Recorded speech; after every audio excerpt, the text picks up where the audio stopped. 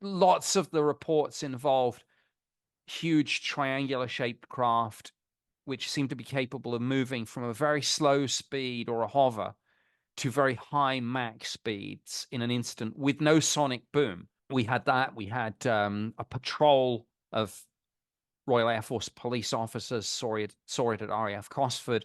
The meteorological officer saw it at RAF Shawbury. He saw a narrow beam of light come down at the ground, tracking backwards and forwards. He heard an unpleasant low-frequency humming sound that he said he could feel reverberating through his body as well as hear it. I've heard that from some of the other witnesses. And this was, I mean, when I talked to this last witness that I'm talking about, he said to me the following morning when I interviewed him, he said, Nick, I've been in the Air Force 8 years. He said, I've never seen anything like this before in my life. And it clearly unnerved him and unnerved a number of the other police and military witnesses.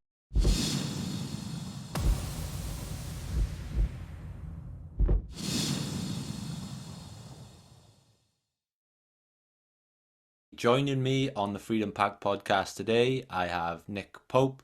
Nick worked for the British government for 21 years at the Ministry of Defence. In the 90s, he ran the British government's UFO project.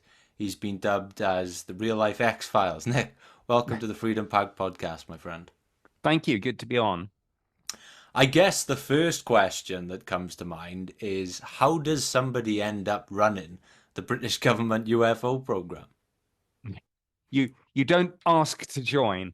They No, I kind of fell into it almost by accident. I was a civilian employee at the Ministry of Defence, so I had done a number of different postings, and every few years you get moved around, or that was the career structure at the time. And it was just right place, right time. The vacancy on the UFO desk opened up at the exact time I was due for a move. I did know the manager. We had worked together during the first Gulf War. I'd been seconded into the Joint Operations Center as a watchkeeper, and I'd worked for this particular boss before. He was the one with the vacancy. So he said, look, I know that you're looking for a move. I've got a vacancy. How about it? So it just worked out. I think it's the sort of job where they don't want a believer. They probably don't want a skeptic either. In one sense, you want somebody who goes in and takes a data-led approach, not a conclusion-led approach. So probably don't want a skeptic, definitely don't want a believer. They just wanted someone to do that, not as an interest, not as a hobby, but as a government job. That's really interesting. Whenever I've interviewed anyone on this show, we've had a couple of former CIA spies, we've had British intelligence officers. They all seem to say the same thing as you, that there's this level of serendipity that they end up doing what they do and that they didn't really plan for that career. What level of interest? I know you did. You weren't necessarily a believer. You weren't necessarily a full-time skeptic, but what level of interest did you have in this subject before you fell into that role? Virtually zero, to be honest. And it goes back, and what you said is very interesting because it completely resonates with what I've found. Obviously, I have over the years, but particularly recently with developments in the US, met a number of people who have done the whole UFO subject for the US government, and they're exactly the same. They had no particular knowledge or interest in this. It was just they got a tap on the shoulder. Somebody said, look, there's a portfolio opening up which we'd like you to take on. You get read on to various programs, get the security clearances, and you hear it time and time again. So I'm not surprised that you would say that, and I'm glad that your other interviewees have shared that with you, because it really is the way that this works. But no, I had no real level of interest at all. I mean, probably when I was, I don't know, 12 or 13, like most kids, I'd seen the movie Close Encounters of the Third Kind. Does that count? That's about as far as it goes. Wow, wow. So To get that tap on the shoulder, then, what sort of traits and attributes did you have that you think that the Ministry of Defence would think you would be a good fit for that role? Almost all of my MOD postings involve me working as an analyst and or as a briefer, and those two things often overlap. And what my skill set was basically being able to take large amounts of complex, sometimes quite technical, sometimes contradictory and frustrating data and make sense of it, distill it down into very clear briefs for senior people. And I've done that not only on the UFO issue, but on counterterrorism and security issues, um, finance policy issues, personnel issues. In a sense, the skill of being able to do that doesn't lend itself only to one particular area of business, so policy, operations, contracts, whatever it might be. If you can do it, you can do it across the board. So I could probably do it with army pensions policy Hmm. if I had to. Yeah. So, when was this program set up initially, and what was the original purpose of it? Well, the Ministry of Defense and the Royal Air Force had interaction with UFOs or UAP, as we call them in government, unidentified either aerial or anomalous phenomena. They keep updating the definitions. We'd had some interaction with this from the Second World War onwards, and the so-called Foo Fighters. I mean, the band. I don't. Well, the fans probably know, but I'm not sure most other people do. But the band, the Foo Fighters, was named after this Second World War phenomenon of these strange, sometimes balls of light, sometimes objects that tracked or seemed to keep pace with military aircraft, but never actually engaged them in a hostile sense. And after the war, we thought this was maybe some sort of Nazi secret weapon. After the war, it turned out that German and Japanese pilots had seen the same or similar things and had thought that it was some sort of allied secret weapon. So whatever this phenomenon was.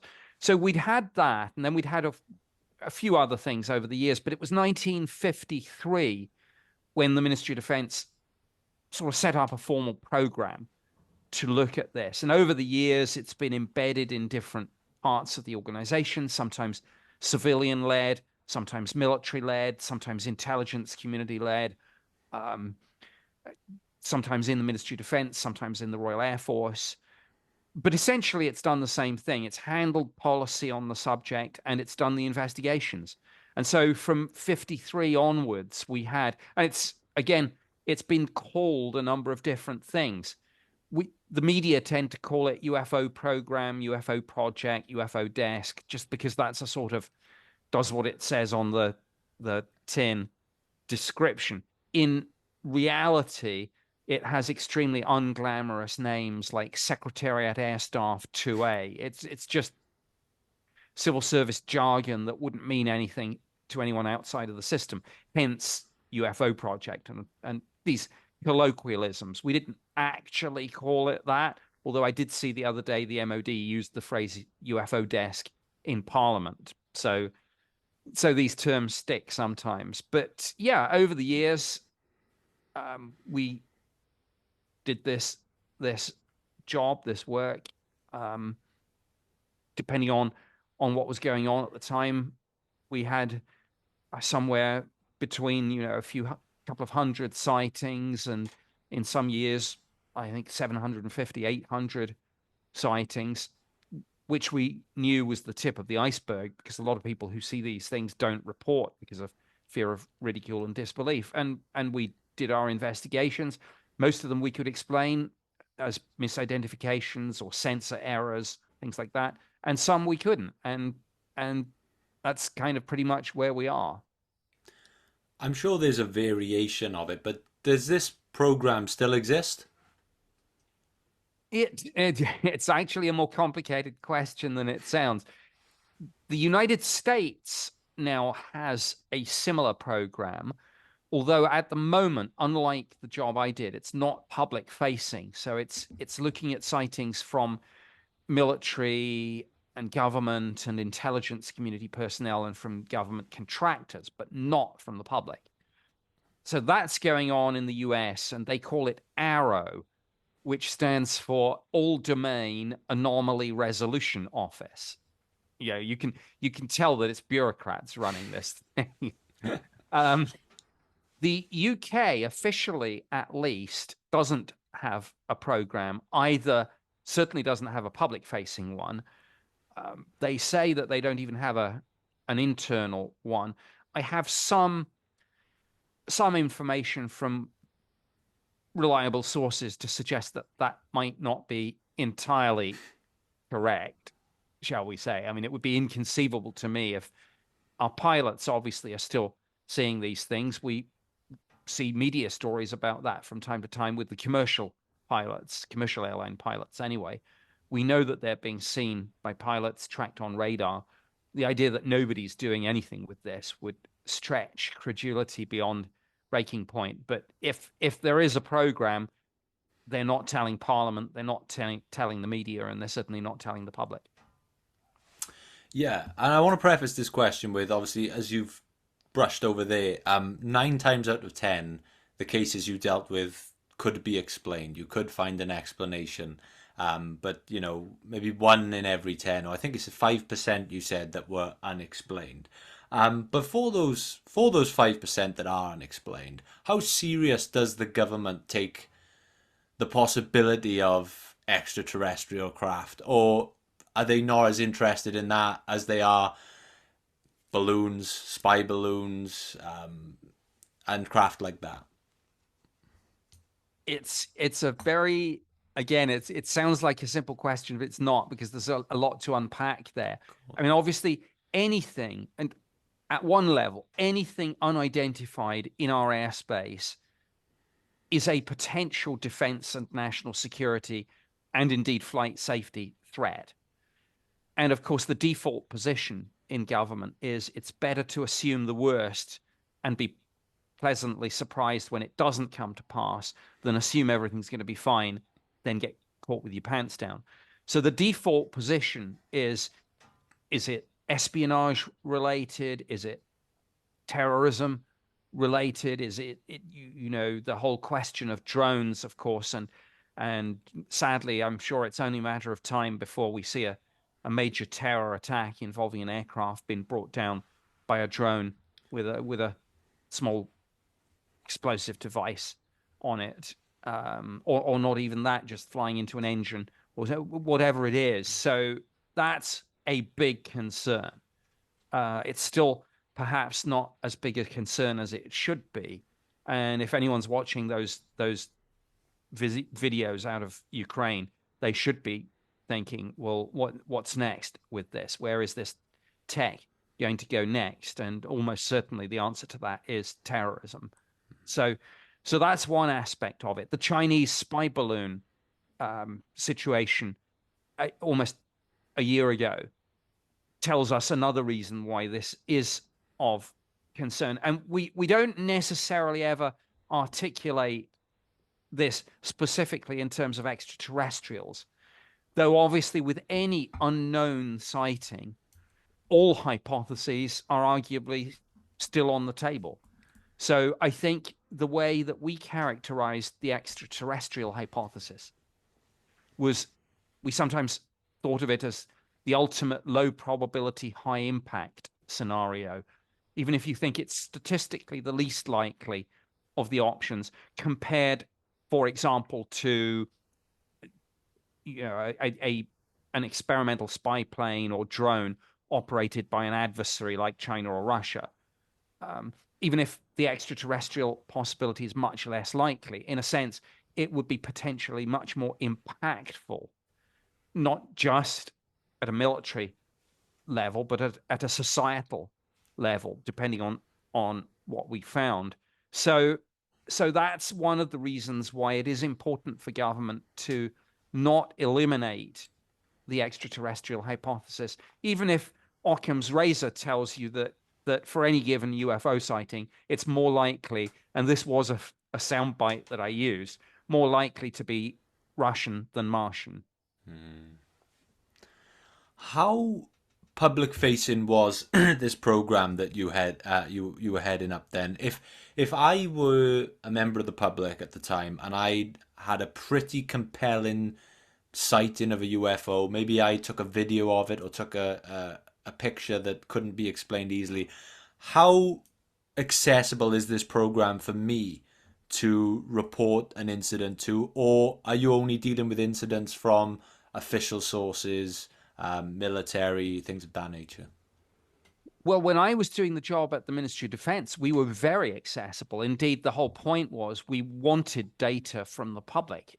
And arguably, if we were to solve the UFO mystery, whilst some of our own sightings, pilots and radar operators, may have given us better data in a sort of qualitative sense, it was the public that gave us the quantitative data. I mean, just self-evidently, because almost 95% of more sightings are going to involve the public, and so to give the example, if before our program had been formally terminated, you had seen a sighting, you would literally phone up the operator, say, please give me the number for the Ministry of Defense headquarters in London. You would have gotten through to the switchboard. You would have been asked what the nature of your business was, and you would say, I'd like to report a UFO sighting. And someone would have said, certainly, sir, I'll just put you through.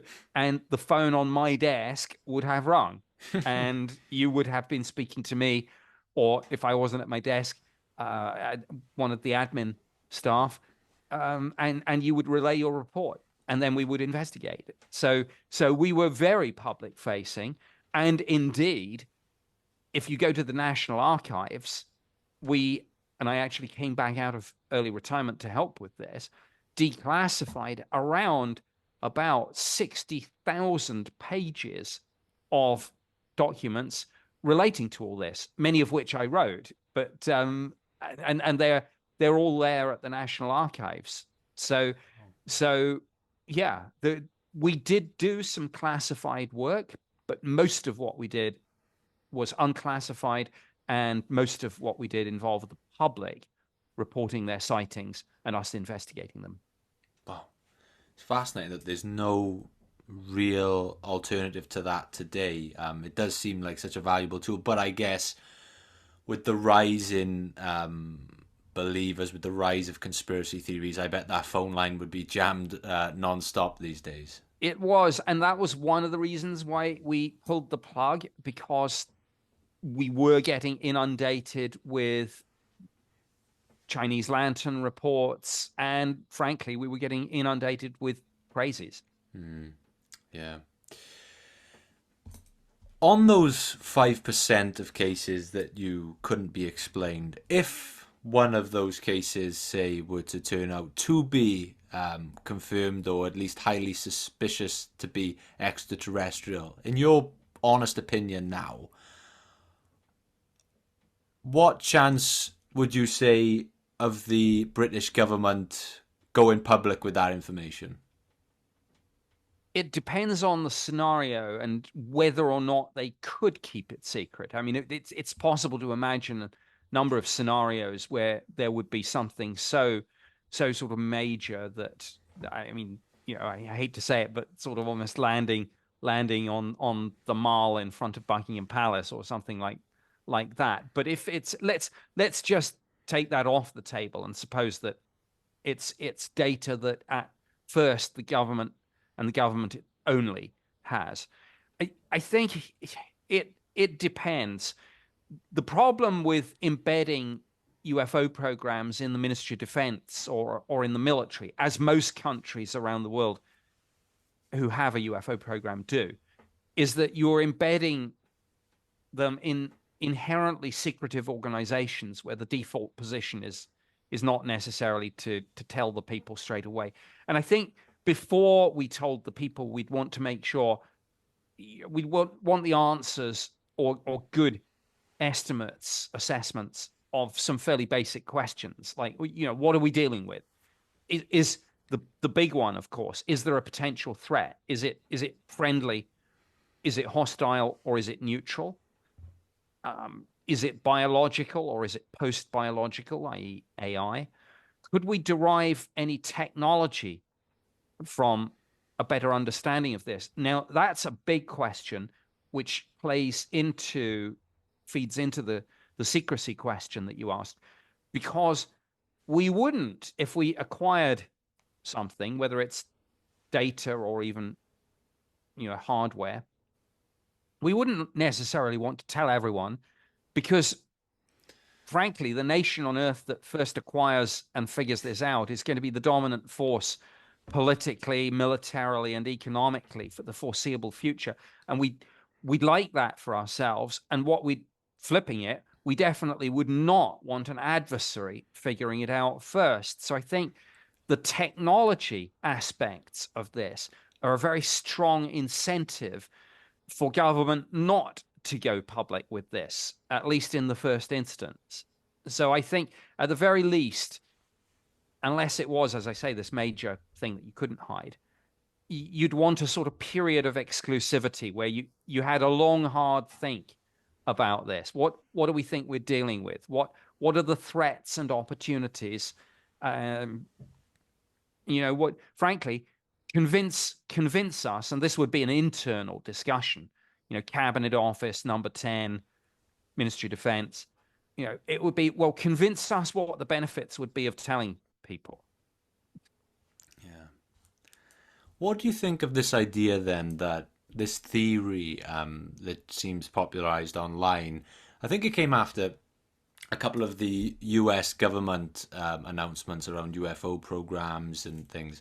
And this idea started to circulate that the public were being sort of drip-fed information to the point that when they release further information, like projects or any future sightings, that it wouldn't spark such a massive reaction. Is there any credibility to that theory, in your opinion? Yes, I do think that it's got some attractive points to it. And you could say that, since for the last 6, 7 years, certainly in the United States, which is the center of gravity for this topic at the moment, if you were to design some sort of acclimatization program to drip feed this out to people, because when you make the big announcement or when the big reveal happens, however it unfolds, you don't shock people by telling them something that they already believe. Now, if you were going to design a program to do just that, it would look like what's happened. You would have NASA, after years of saying they're not interested, do a study. You would have the Pentagon release some videos. You would have the pilots and the radar operators talk about how they chase these things and track these things.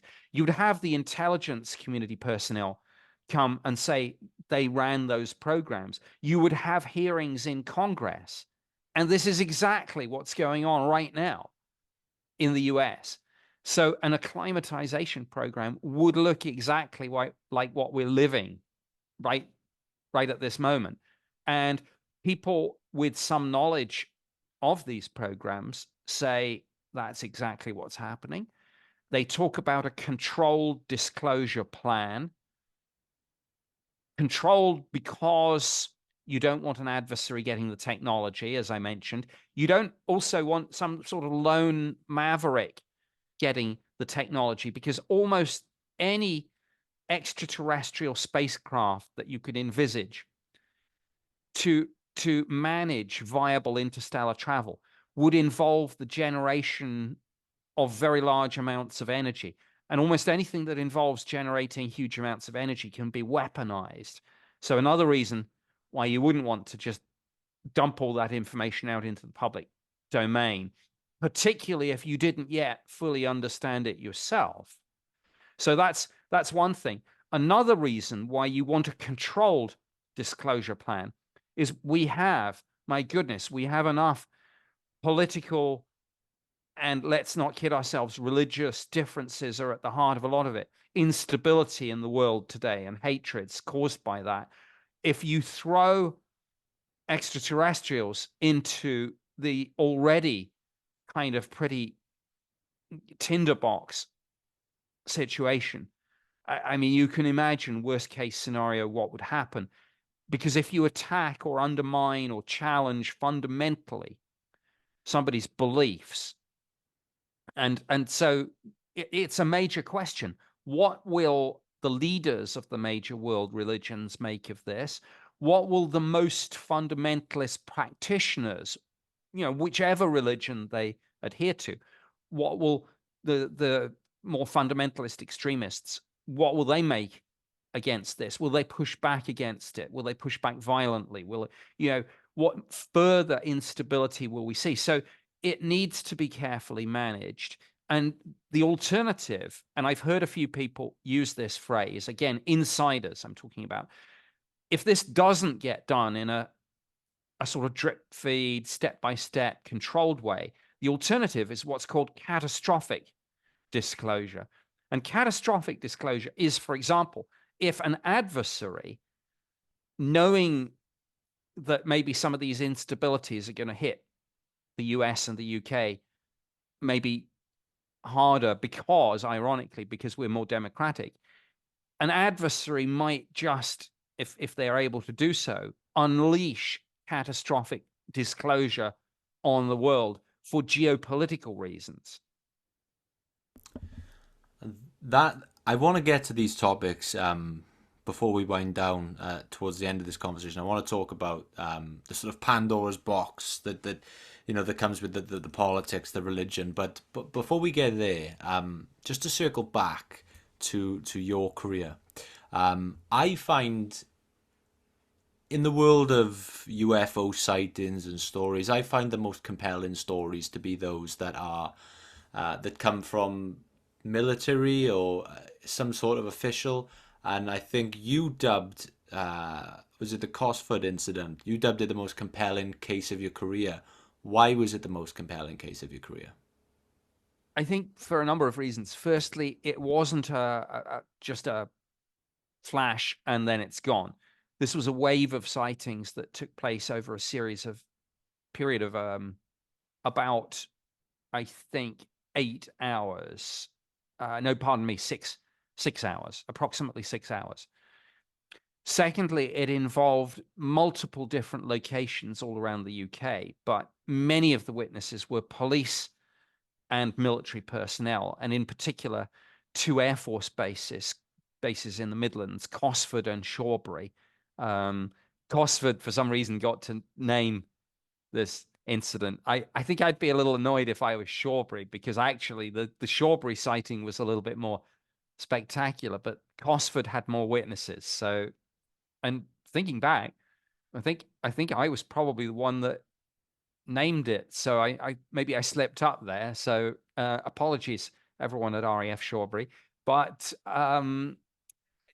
lots of the reports involved huge triangular shaped craft which seemed to be capable of moving from a very slow speed or a hover to very high Mach speeds in an instant with no sonic boom, which again it's one of what Lou Elizondo, who is a US intelligence officer who's investigated UAP, he's dubbed this one of the 5 observables, this rapid acceleration with no sonic boom. And we saw that in the Cosford incident long before term the 5 observables was coined.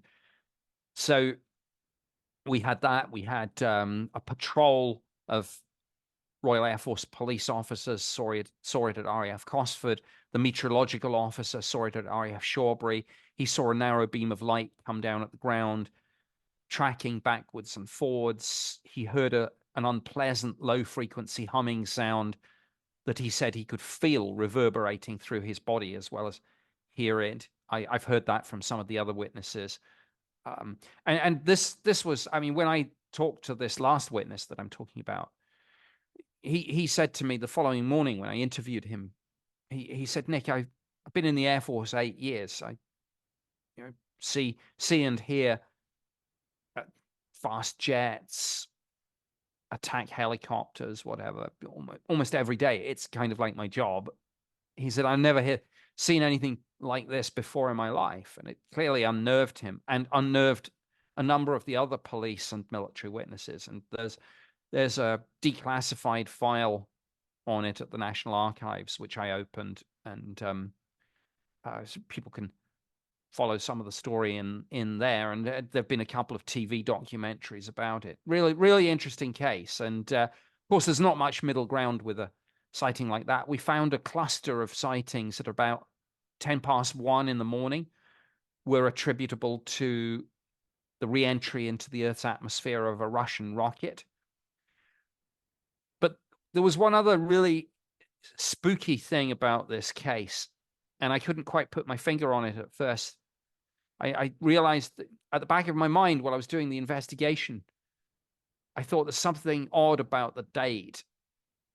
Something, I couldn't quite figure it. And then 2 or 3 weeks later, after the investigation had wound down, after the diplomatic aspects of this had wound down, because we'd been talking to the US government about this, firstly, to check that they weren't testing some sort of prototype aircraft, but secondly, because they were having sightings of their own, and they were asking us about our sightings. But when everything wound down, I realized what it was, and it was the fact that these sightings happened late on March 30th and in the early hours of March 31st, 1993. Well, on that exact same night, 3 years earlier, a very similar UFO had entered Belgian airspace, had been tracked on Belgian national radar and on the NATO integrated radar network. The Belgians had actually scrambled 2 F-16 fighters to intercept this craft. They'd locked onto it with their airborne radars. And yeah, as I say, it was only a little later that I realized, wow, it's the exact same night of the year, but 3 years on. What did that mean? We didn't know, but it was interesting. In all my defense career, I was taught, don't believe in coincidences. Look for those join the dots. Yes, it's an unbelievably compelling case. So all these years later now, what is the best guess for what was going on there? Or were you just unable to really come to any sort of assumption?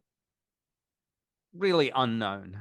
I mean, it's kind of like it's a binary thing, like a crime in a police file. It's either solved or it's not. If it's solved, it resolves itself into one of a number of different things: aircraft lights, weather balloons, meteors, satellites, Chinese lanterns, hoax, psychological delusion, sensor error, whatever it might be. But if it's unknown, it's unknown. Might it be extraterrestrial? Yeah, it might. But we can't prove that. We don't have a definitive smoking gun. I know conspiracy theorists say that we're hiding these things in an Air Force hangar somewhere. If they are, I suspect that's in the United States, and that they didn't tell us Brits. But no, unknown means unknown. Yeah, you can apply Occam's razor and say, again, sure, it's more likely that it was a secret prototype aircraft or drone than an extraterrestrial spacecraft, but we don't know that. And we obviously did check very carefully, even if you're not read into a specific black project, we know what we've got. And somebody can have a quiet word and say, look, can't read you into the program, but no need to, look into that one, look the other way, old chap. And of course you would. And you could say, well, but not if it's Russian or Chinese. But again, and I can't go into too much details, but obviously through our intelligence operations, we've got a pretty good idea of what any adversary has, what the cutting edge of their technology is in terms of aerospace, for example. Now, another one of the biggest UFO phenomena stories out there when it comes to the UK is the Rendlesham Forest Incident.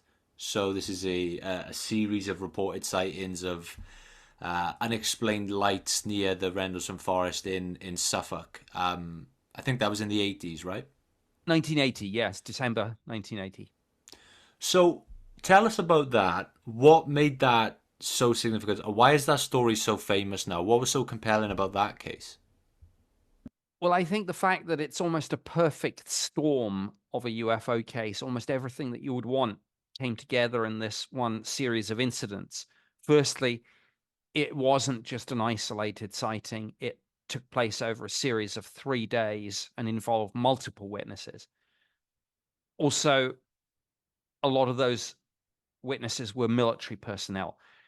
Rendlesham Forest lies between RAF Bentwaters and RAF Woodbridge in Suffolk. And despite the prefix, these were US Air Force bases on British soil, part of the wider US presence in Europe. The witnesses included the deputy base commander. So, probably one of the most senior ranking individuals to have seen a UFO whilst on duty and reported it. Also, the fact that there was physical trace evidence. The UFO was briefly tracked on radar, both British radar systems and US Air Force radar systems. And this wasn't just lights in the sky. On the first of the 3 nights, it was alleged that a small craft probe device of some sort landed briefly in Rendlesham Forest and then took off again vertically. But the important point about the fact that it landed is that the landing site could then be forensicated, which it was. And so we had soil samples. We had samples of the trees. This came down in a clearing, and some of the I mean, not only were there 3 indentations in the hard frozen ground and fresh ones, so it could be shown that an object weighing several tons had indeed come down in this small clearing, but also this was in a clearing, as I mentioned, and the sides of the trees facing the clearing were burnt and scorched. And so there were samples of the tree bark and the sap, samples from the soil, control samples from the same general area, but outside of the immediate vicinity. And most importantly of all, they took a Geiger counter there and found, and again, this is not disputed because it's recorded in the Ministry of Defense file, which has now been declassified and released. It says that the levels of radioactivity seemed, and it's an exact quote, significantly higher than the average background levels, unquote. So, and as I say, that's in the official government file on this. So that's just one of a number of reasons why this is such a compelling case. And some of the witnesses later claimed that they had some health issues in later life, which they attributed to this. The Veterans Administration in the US refused to pay out because they said, how can we pay out on a UFO incident? And then a declassified British intelligence assessment, which I knew about, which used the phrase UAP radiation in specific reference to these Rendlesham Forest witnesses. And I knew that there was a lawyer doing some pro bono work for some of the Rendlesham witnesses who had been told they couldn't even get their medical records because they'd been classified for some reason, and they went to their senators, and their senators, they were going, that's crazy. That doesn't make sense. We've never seen this before. What's going on? Well, I managed to get this declassified intelligence assessment.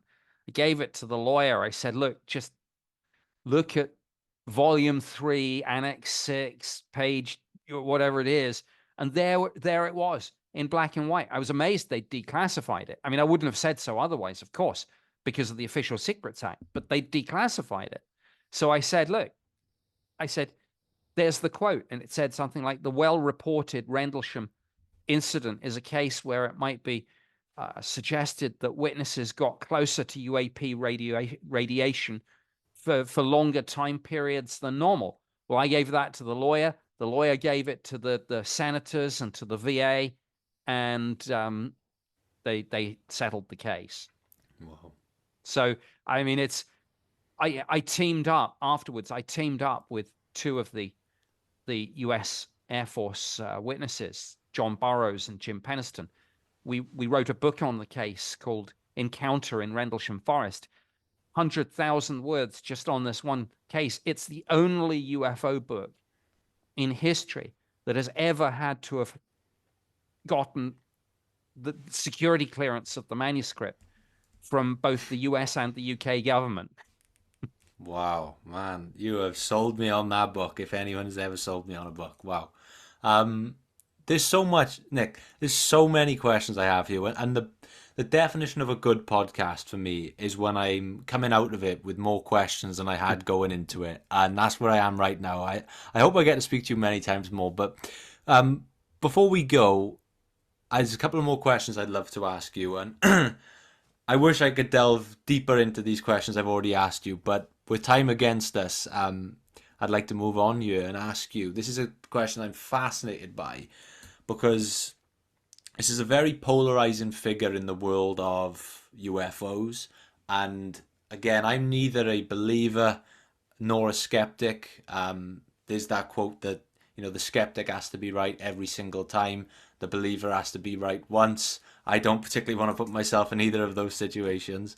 And this is a very polarizing figure, and I'm fascinated by him because, one, it's either a very interesting account of just an absolutely crazy story, or it's a very interesting case of human psychology and how far one person will go to try and make you believe something. And I'm talking about Bob Lazar.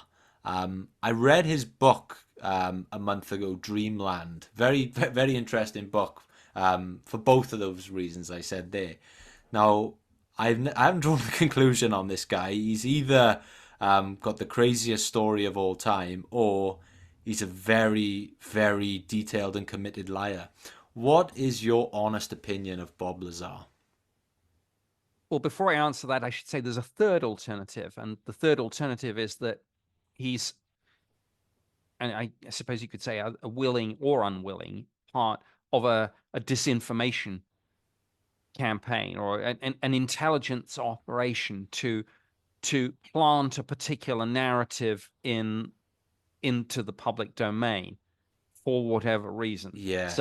So as ever, whenever you're looking at anything that involves the intelligence community, and there is no getting away from the fact that the UFO issue and the intelligence community have been inextricably linked for decades.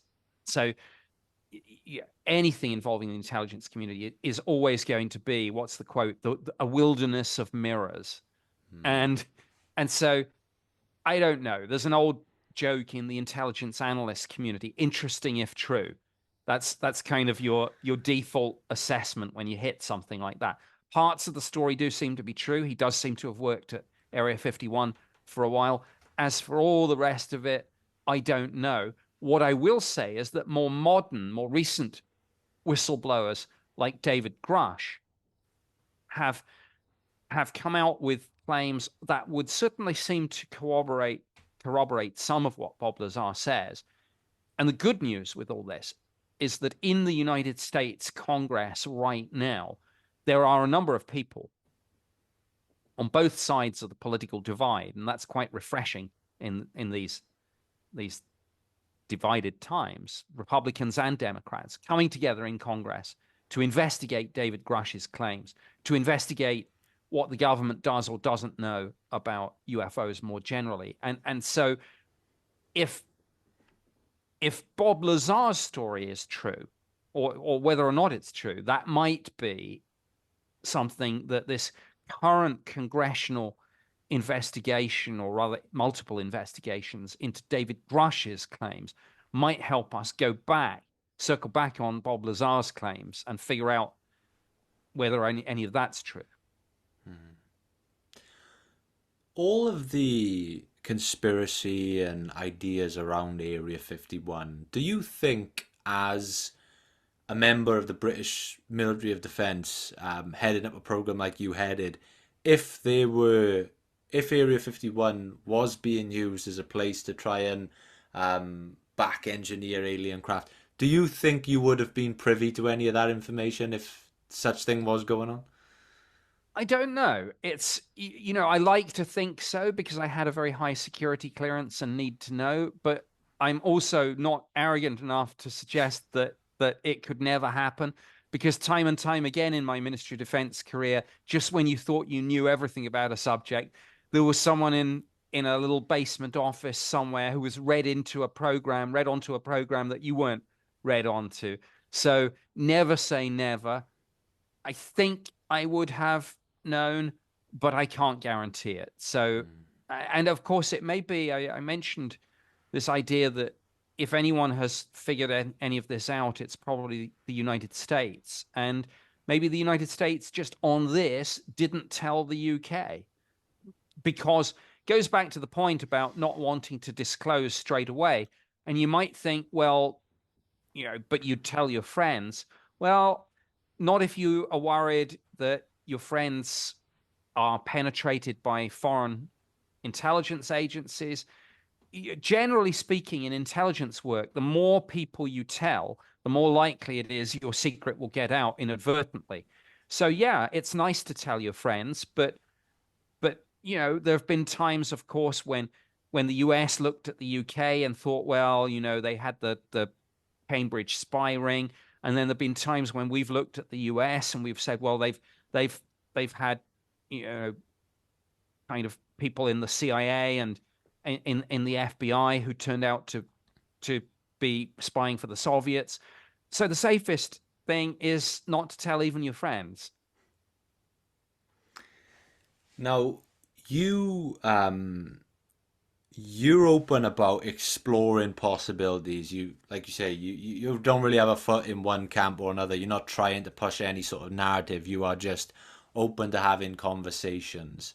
How far does that go? To what extent does that go?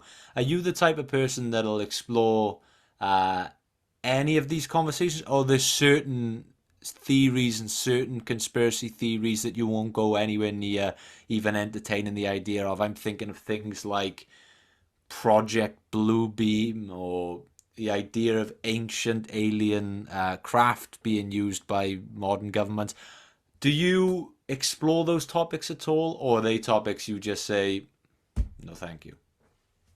I don't mind speculating about almost anything, and I think it's very healthy to ask questions, to push boundaries, not to accept the official narrative on any particular subject, and to you know ask some critical questions, just as long as you differentiate between what you know and what you think. So, for example, I have created and host a TV series called After Contact, and it looks at the societal impact of disclosure and first contact. And there's 2 seasons of 6 episodes each. Each episode is a deep dive into a particular aspect of society: politics, religion, science, technology, the media, the economy, language, whatever it might be. And for each of those episodes, I found an expert, a journalist, an economist, a neuroscientist, a linguist, whatever it was, and we had some fun with it. It was informed speculation, but it was speculation. But we didn't mind doing it as long as we didn't present it to the viewers as this is a proven fact, because it's not.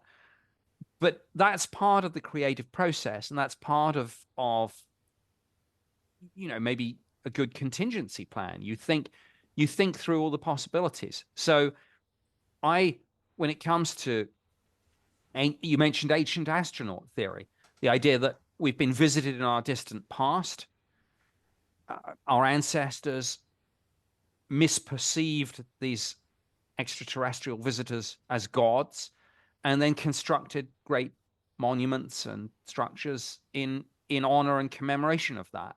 Um, is it possible? Yeah, why not? Can I prove it? No, of course not. So I think I don't mind speculating, but like I say, I think it's important that we don't say something is proven when it isn't, and we make it very clear. And I certainly do, for example, in a TV series like After Contact, when I transition from things that we know to things that might come to pass. But I think it is important to think, we get so hung up with a sort of skeptic versus believer dogfight about UFOs, we forget to ask the important questions like, well, look, if it is true, if it does happen, what happens next? Earlier in the show, we talked about religious kind of belief and hatreds and instabilities and what might happen if you suddenly threw extraterrestrials into the mix. It would be like a grenade going off. And so the societal impact of first contact or disclosure, however it unfolds, is interesting and important. The last one I'll ask you before I let you go. Um, we've talked about a couple of theories there that I and yourself think, yeah, they're worth exploring. But I wonder what you'll think of this one. There's some theories and some stories that I just look at and I think, I don't even know if I can take this one serious. It's this. Do you remember when the Mexican alien uh, Yes. footage came out? I remember hearing about it on Twitter, and I thought, wow, this is gonna be blockbuster news. And I headed on and I found the video, and as soon as I saw that video, I just couldn't help but laugh at what looked to me like paper mache. I'll be honest. What were your original thoughts when you saw that video come out? Yeah, I think with something like this, it's a little bit too good to be true. Yeah. It's like, come on. And yeah, I don't think it was helpful. And actually, interesting that you asked that question. Part two of that whole situation is unfolding, I think, almost literally today. Oh, I think that the same people behind that event in Mexico are, I believe, literally today in Los Angeles unveiling either some new mummies or some new findings or both. But look, my response to this is very simple. Um, Write it up as a scientific paper, get it peer reviewed, get it published in Science and Nature. And there's no reason not to do that. In fact, there's every reason to do that, because the person that does that, if it turns out to be true, will not only win themselves the Nobel Prize, but they will get to write their name in history. So when that doesn't happen, when you just have what looks like a PR stunt, you have to ask yourself, well, why is that? So I I never say never, but it's like, well, let's see it in Science or Nature first. And my wife's a physical anthropologist. She studies bones. She has taught a course on mummies. wow. Convince someone like her. Don't Yeah. just don't invite the media and do a sort of show and tell. Mm. Well put, sir. I want to be appreciative of your time, so thank you so much for joining me today. This hour has flown by. I feel like I talked to you for 3, 4 hours. But for everyone listening and watching right now, they may be thinking, I want more from Nick. I want to check out his books. I want to follow him on Twitter. I want to look at his website. Where can we direct everyone to right now to find more from you? My website is nickpope.net, and the social media platform I use most is X, formerly known as Twitter, where my handle, if that's what it's now called, if it ever was, is at Nick Pope MOD. MOD, of course, being Ministry of Defense, but at Nick Pope MOD. And I Amazing. try and keep that updated with all my latest news and views. Amazing. So that is at Nick Pope MOD. I will make sure to link that in the description below. Yes, it's very hard when you type your name in on Twitter. First thing you share your name with a very famous goalkeeper in the world of football, unfortunately. Well, it's the funny thing. I think I've had questions come to me like, if you're facing a penalty, do you kind of tend to go to the left or the right? Do you commit yourself? And he's had questions like, well, I was walking my dog last Tuesday night and I saw this strange light in the sky. Yes, yes. So I'll make sure that's linked in the description below, so no one gets confused with the Newcastle United Well, goalkeeper. and I should say, yeah, of course, I've followed his career with interest once Yeah, that started being an issue. And of course, it's very, very sad that he picked up an injury this season. yeah, And I'm hoping that he'll get fit and back into the side soon. And who knows, push to get an England place back. yeah. We'll see. Absolutely, We'll see. absolutely. Well, I'll make sure all your information is linked in the description below. Until then, till next time, Nick. Thank you so much for joining me on the show today. This hour has flown by. I hope we get to do another one of these in the future, my friend. Thank you. I've enjoyed our conversation.